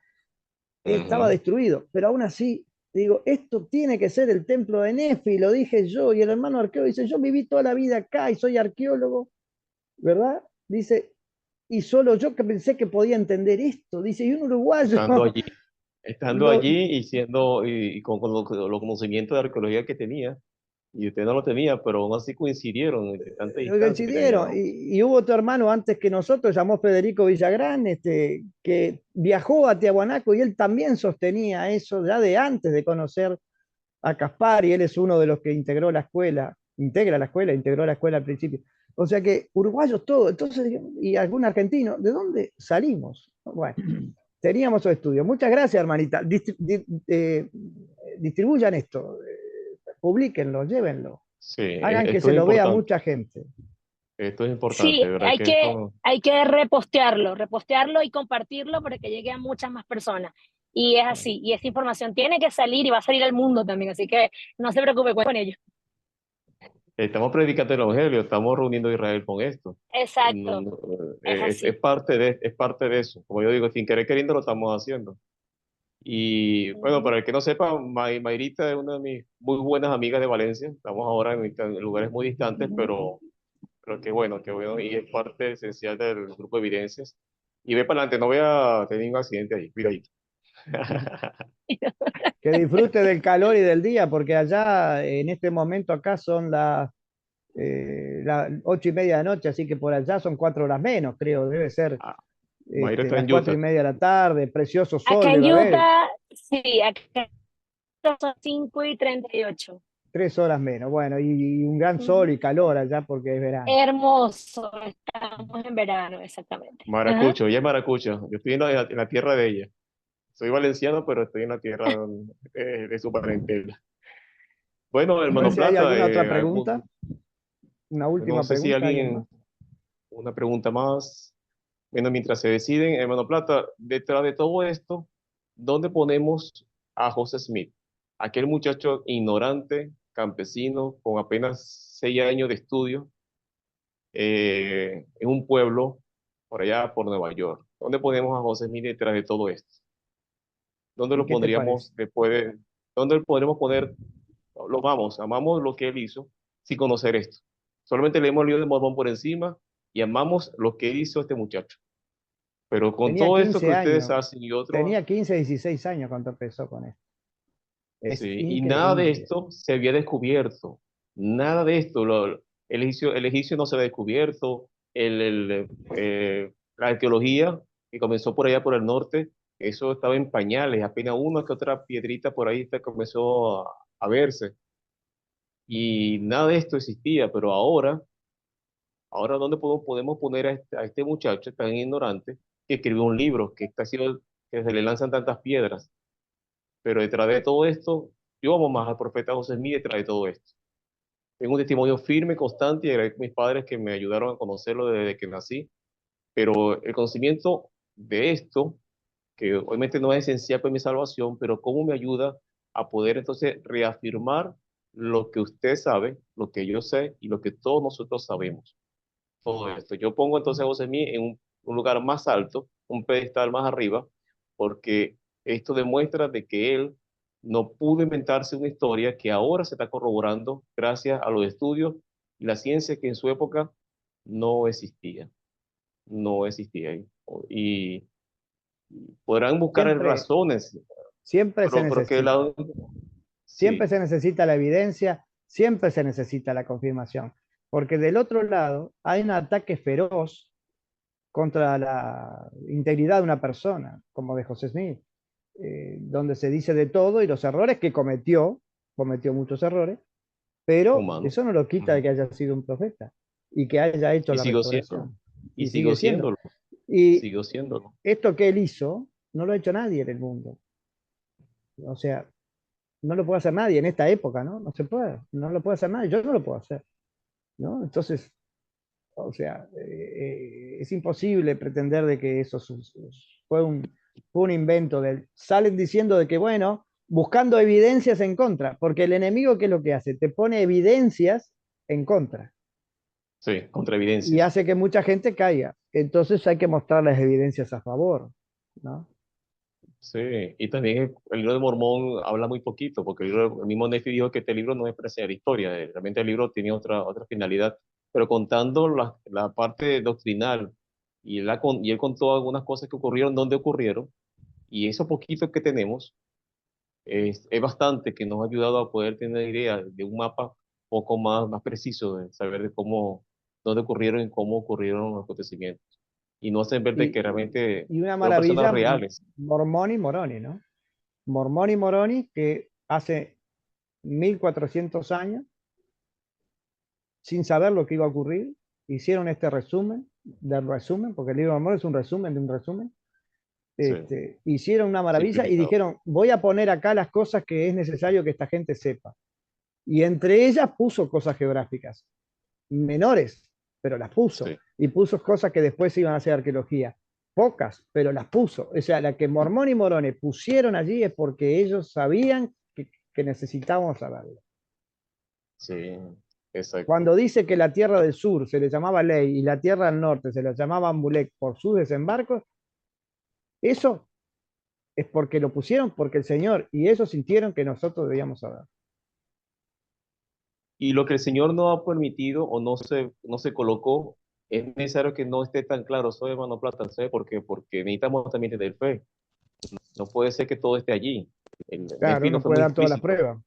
Claro. Claro, no puede hacerlo. Él tiene que también tener algunas cosas que aparentemente demuestran que no sea así. Algunas cosas parecieran que sí fuesen para poder tener fe. Y nuestro albedrío, en función a esto, podemos decir, wow, tengo entonces esto que lo demuestra y tengo detrás aquello que pareciera que también que fuera algo más bien contrario. Entonces, en el medio nosotros tenemos entonces la posibilidad de saber qué elegir en el libre ejercicio de nuestro albedrío, poder saber entonces que tenemos dos cosas que lo niegan o que lo corroboran. Y lo que lo corrobora no son pocas, son demasiadas. Algunas de las evidencias, yo que manejo el grupo de evidencias sur, siempre lo vivo diciendo, que algunas evidencias podrían ser que sean unas casualidades, que no sean exactamente como pensamos, pero no podemos medir la evidencia por una, sino en global. Al reunir tantas evidencias en un solo saco, tenemos que decir que pesa y tenemos que eso, unos que otras cosas pueden ser que no lo sean.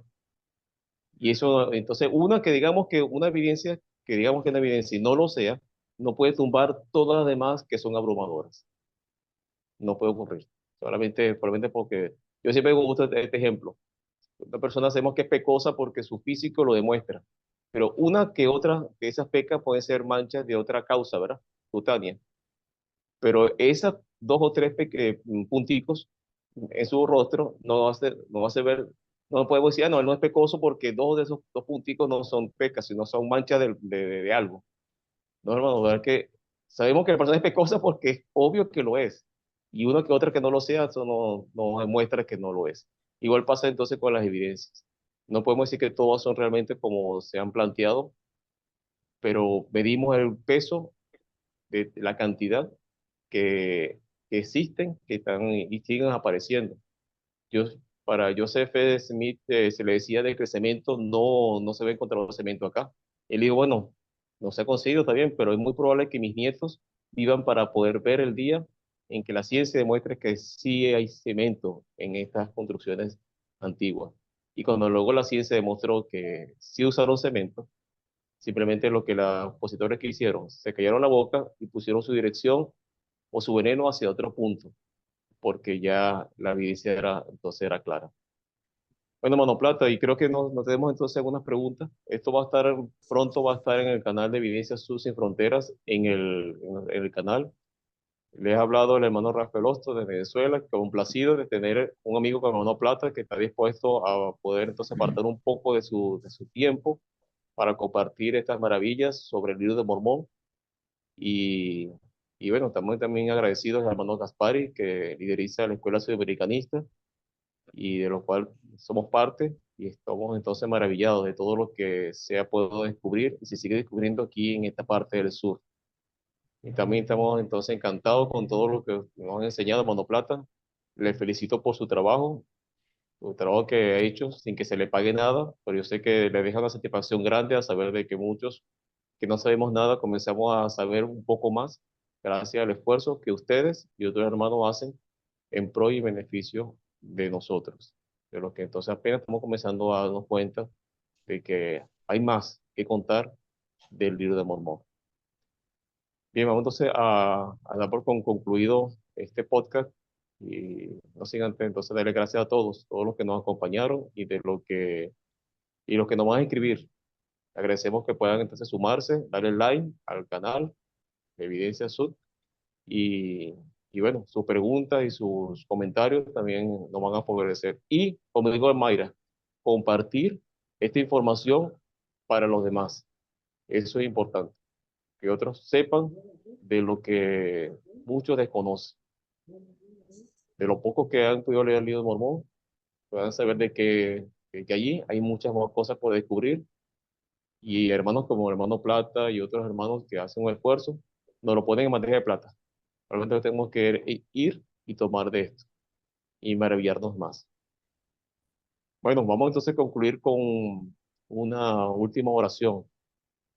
Si alguien nos lo puede ofrecer, de los que están entonces activos en Ahí el... hay una oyente, supongo que es mujer, se llama Nadi, que se unió recién, justo al terminar.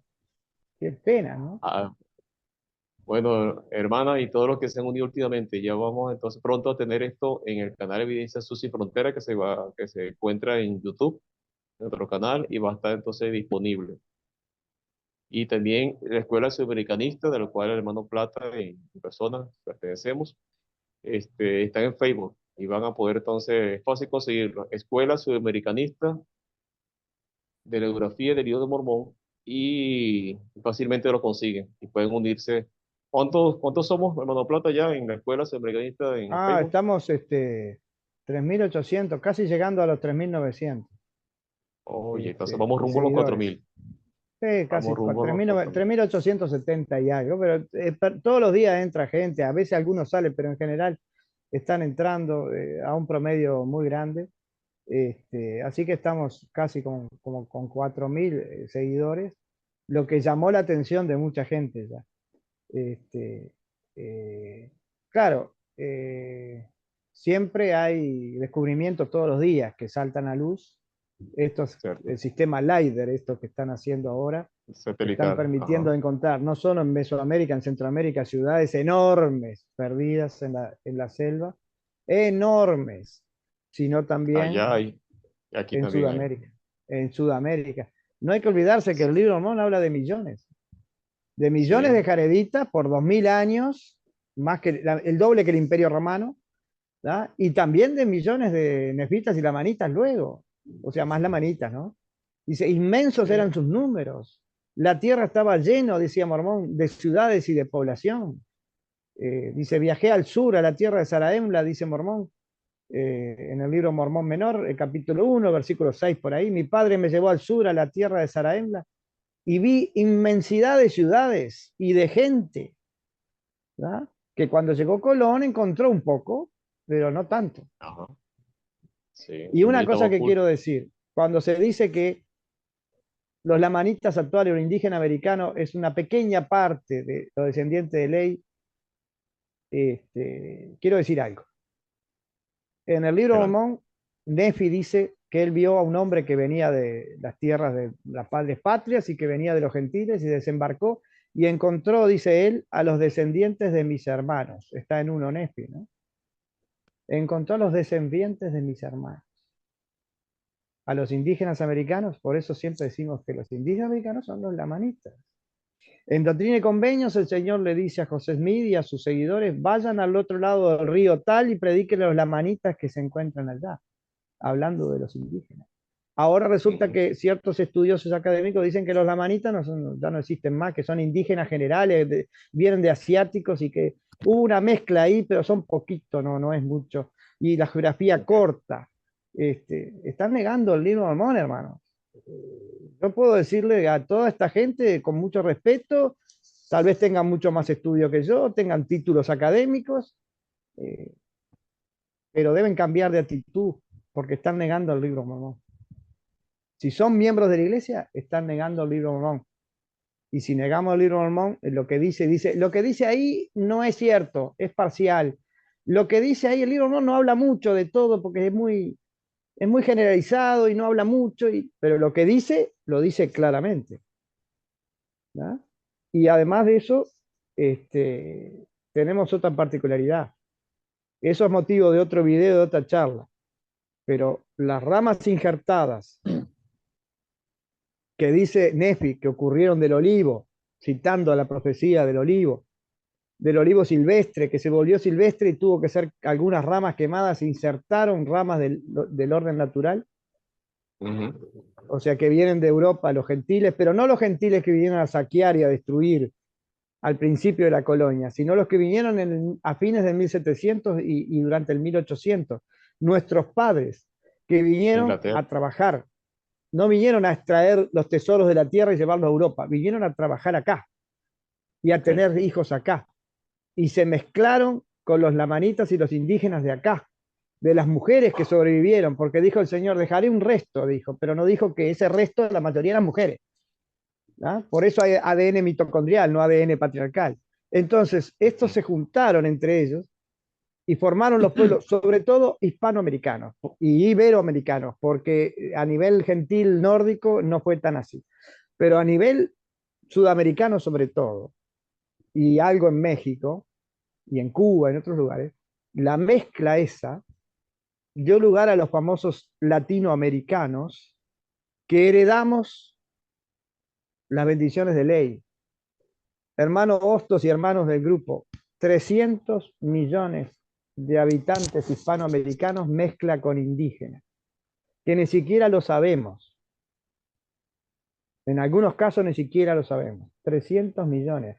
Más 50, 60 millones de indígenas puros todavía en regiones del Amazonas, de los Andes y de México, de esa zona. Y en Estados que Unidos. prevalece. Y en Alaska y en Canadá. Y aquí los guajiros.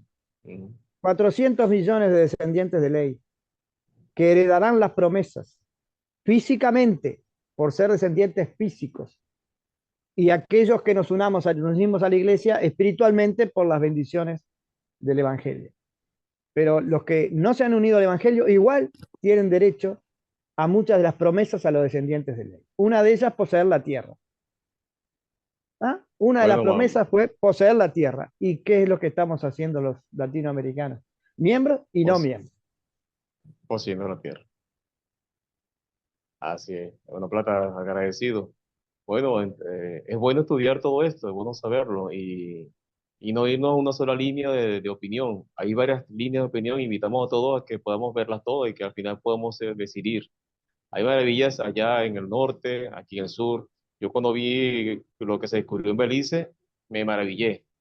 Y luego cuando ahora vemos lo que se ha conseguido acá en el sur, me maravillé el doble porque es donde estoy. Y entonces vemos que hay mucho por descubrir y esperemos que el tiempo nos pueda dar más la razón de lo que ya la hemos podido demostrar a través de lo que se ha ido descubriendo. Y hay maravillas aquí en el sur y hay maravillas en el norte, hay maravillas en Centroamérica. Y todo esto demuestra que el libro de Mormón entonces cubrió toda la América y está allí todavía. Hay mucho que se ha descubierto y mucho que todavía falta por descubrir. Qué bueno que hombres con su ciencia puedo, sin querer, han podido también sacar a la luz estas cosas y deforestar para descubrir de que hay cosas que están ahí esperando porque podamos descubrirlo. Hermanos y hermano Plata, todos agradecidos. El libro de Mormón es verdadero, hermanos. No podemos llegar a poder olvidarlo. Este libro tiene mucho, mucho de lo cual podemos sacarle. Y el libro de Mormón es mucho más de lo que esta cantidad de páginas tiene. Hay mucho más que sacar de este libro. Invitamos a todos que no solamente que lo lean, sino que lo escudriñen, que a los jóvenes puedan ir a seminarios, que puedan ir a institutos, que puedan entonces también tener su estudio de sígueme, que puedan leerlo en su casa, escudriñarlo en sus propias casas, que no se queden con las preguntas, más bien generen preguntas y que se sepan de que hay muchas evidencias que demuestran que efectivamente el libro de Mormón es otro testamento de nuestro Señor Jesucristo. Es realmente otro libro. Y ahí va a la par con la Biblia. Testigo más de la Biblia, un testigo más de Jesucristo. Que lo leamos no basta, que lo escudriñemos sigue siendo entonces una tarea cotidiana, que podamos seguir leyendo, orando y compartiéndolo con nuestros amigos. El libro de Mormón es una maravilla. Yo sé que el hermano Plata ama este libro, yo amo este libro. Invitamos a todo el mundo que no solamente pueda saber de qué es verdad, sino también pueda amarlo y pueda compartirlo. Testifico estas cosas, hermanos, sabiendo que el libro de Mormón es verdadero. No hay otro libro como este. Y lo quiero testificar en el nombre de Jesucristo. Amén. Bien, hermanos, Amén. vamos entonces a concluir con una oración. ¿Quién se presta? ¿Quién nos podría ayudar de los que están activos? Que pueda poner entonces, nos pueda hacer saber que nos puede ayudar con la última oración. Estamos con 20, o sea que se ha mantenido bastante bien la cantidad de gente, ¿no? Ha Sí, aumentado efectivamente. desde el principio. Y los que vamos a tener ahora después cuando estemos entonces en el canal de YouTube. Bueno, ¿quién se ofrece? ¿Quién está allí entre los que están conectados? No sé si puede. El hermano Puyol tiene el audio abierto. Hermano Omar Puyol, A está allí? ver, Sí, ahora lo escuchamos, hermano Puyol. ¿Es usted? me, me escucha, Sí, lo me escuchamos. escucha. Lo escuchamos Bueno, muy bien. ahí, ahí. Y lo Ok, vemos ahora. bueno. Permiso. Gracias. Adelante. Nuestro querido Padre que estás en los cielos, estamos muy felices y muy agradecidos en este día de reposo de haber escuchado al hermano Juan Carlos Plata por su exposición y fortalecer nuestro testimonio, compartir con evidencias secundarias, confirmando la evidencia espiritual del Libro de Mormón. Y en la medida que pasa el tiempo y en la medida que nosotros escudriñamos este libro, podemos descubrir siempre cosas que necesitamos para nuestro fortalecimiento y nuestro crecimiento y desarrollo. Gracias, Padre, por todos los que hemos participado de esta charla y por el espíritu que hemos sentido. Gracias, Padre, por el profeta José Smith, por su sacrificio, por su amor, por la obra y también gracias a todos los profetas del Libro de Mormón, especialmente a Mormón y Moroni por el sacrificio que han hecho ellos para que nosotros podamos disfrutar estas cosas. Permítenos tener siempre tu espíritu con nosotros el resto de esta semana para que podamos recordarte siempre, guardar los mandamientos y compartir estas cosas tanto en YouTube como en Facebook y en todas las redes sociales para que esta obra tan maravillosa, una obra maravillosa y un prodigio pueda extenderse y se pueda conocer. Te lo rogamos y lo agradecemos, Padre Celestial, en el nombre de Jesucristo. Amén. Amén. Amén. Bueno, hermano Puyol, gracias por sus buenos Amén. deseos. Y gracias a todos los que nos acompañaron hoy. Gracias por su compañía. Gracias, hermano Plata, por la oportunidad que nos dio entonces de poder escuchar y aprender un poco más de lo que ha aprendido. Y también los hermanos de la Escuela Sudamericana por la oportunidad que nos dan de poder seguir aprendiendo de estas cosas. Bien, hermanos, damos por concluido entonces esta transmisión de la Escuela de Evidencia Sur Sin Fronteras, con el apoyo de la Escuela Sudamericana, con el hermano Caspar y el hermano Plata. También damos gracias al hermano Patricio, que estuvo detrás del telón, ahí en los controles, y nos pudo también ayudar. Bien, hay hermanos que están entrando ya a última hora, pero reafirmamos entonces que la Evidencia Sur Sin Fronteras es el canal que tenemos en YouTube, y lo pueden conseguir, y la Escuela Sudamericana lo pueden conseguir también en Facebook. Y podremos entonces poder ver este video, esta información y similares también en YouTube. Ahí lo pueden ver.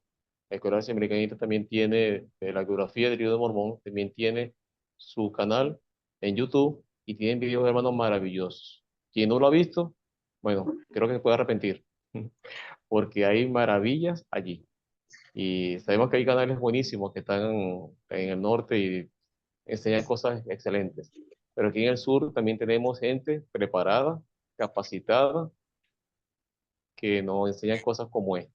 No solamente somos un medio para poder compartir lo que ellos saben. Bien, hermanos, les quiero un fuerte abrazo.